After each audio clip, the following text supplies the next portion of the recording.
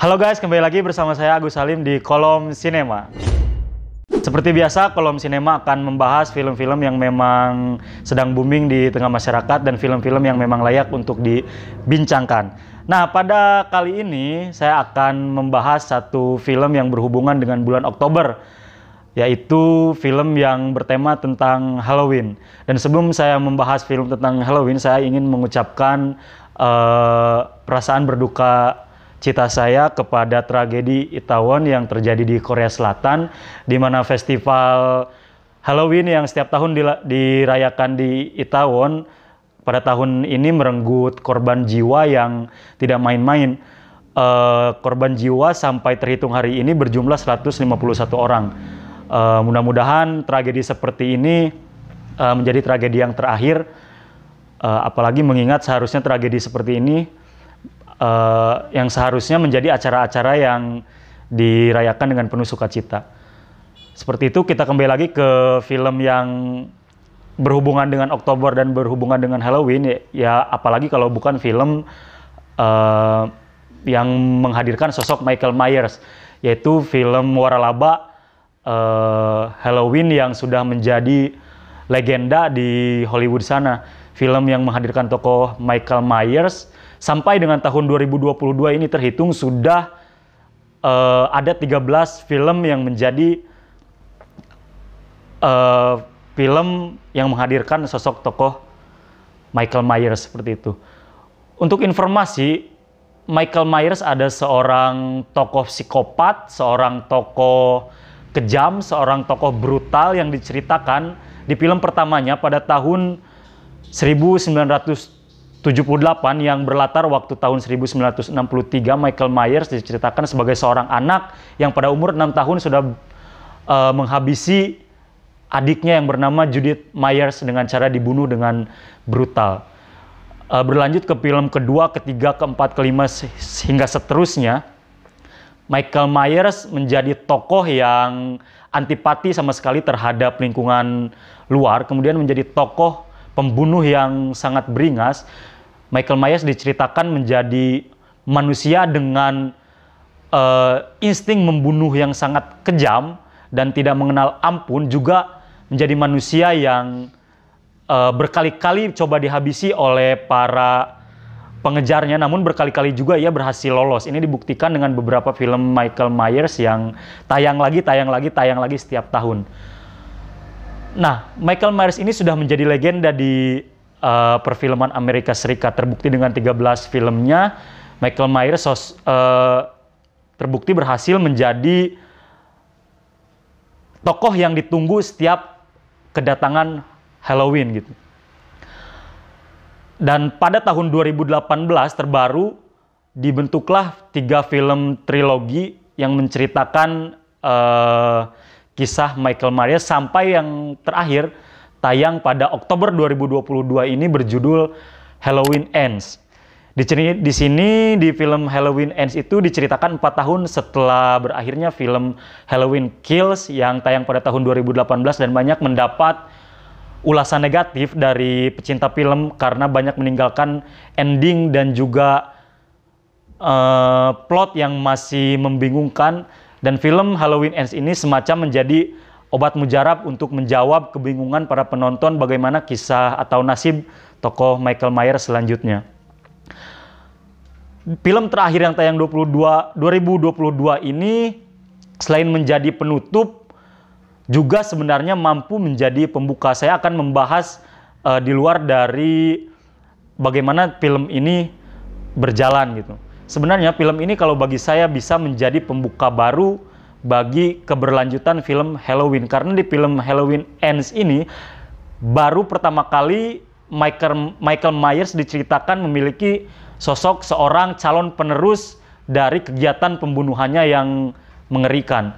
Namun sayangnya film yang justru bisa menjadi pembuka dari film-film Halloween baru ini malah jadi penutup dari tokoh Michael Myers pun dari tokoh calon penerusnya. Di film ini diceritakan Michael Myers memiliki sosok calon seorang penerus, seorang pemuda yang memiliki latar belakang cukup kelam karena diduga memiliki keterlibatan dalam kasus kematian seorang anak ketika dia diminta menjadi seorang pengasuh anak di sebuah keluarga, dan pada suatu malam si pemuda ini dititipkan seorang anak yang orang tuanya pergi untuk menghadiri pesta.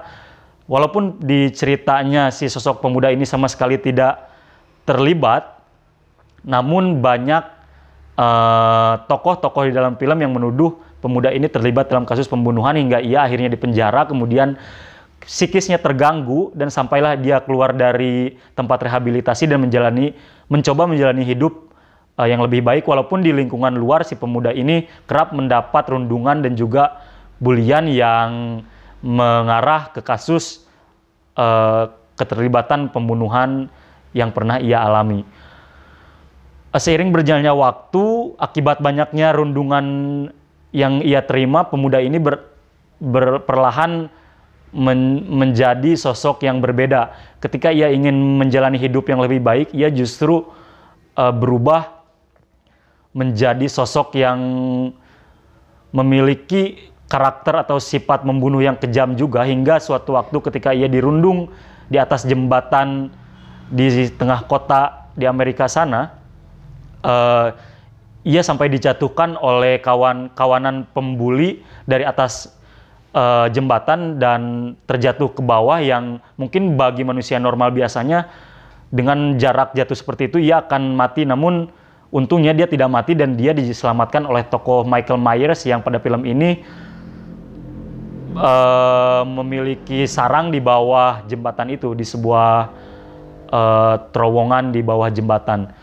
Nah, mulai dari situ ia mulai belajar kepada tokoh Michael Myers bagaimana caranya membunuh dengan kejam, bagaimana caranya membalaskan dendam dengan tanpa belas kasihan, dan hingga beberapa saat kemudian dia mulai menargetkan beberapa tokoh untuk menjadi target pembunuhannya.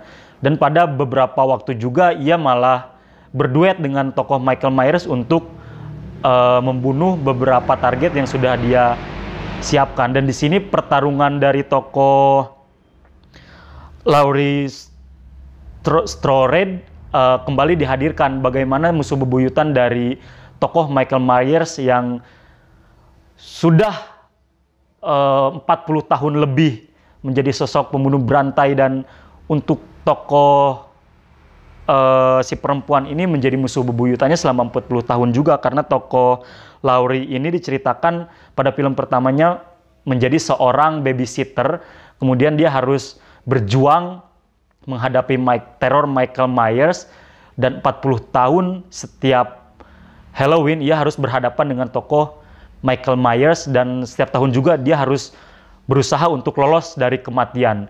Dan pada film terakhirnya ini diceritakan bagaimana tokoh Laurie akhirnya bisa menghadapi tokoh Michael Myers dengan keberanian dan tanpa ketakutan sedikit pun, karena baginya melawan atau membunuh Michael Myers adalah satu-satunya cara untuk menghentikan teror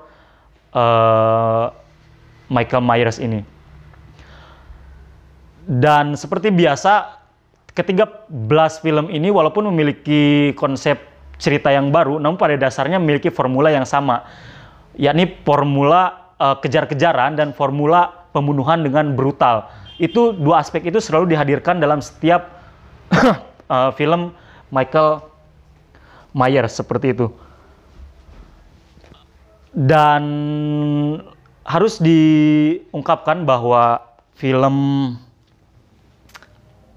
Halloween Ends ini lagi-lagi menjadi film horror slasher yang menjadi menjadi film yang ditunggu-tunggu oleh masyarakat Halloween, bahkan masyarakat dunia gitu.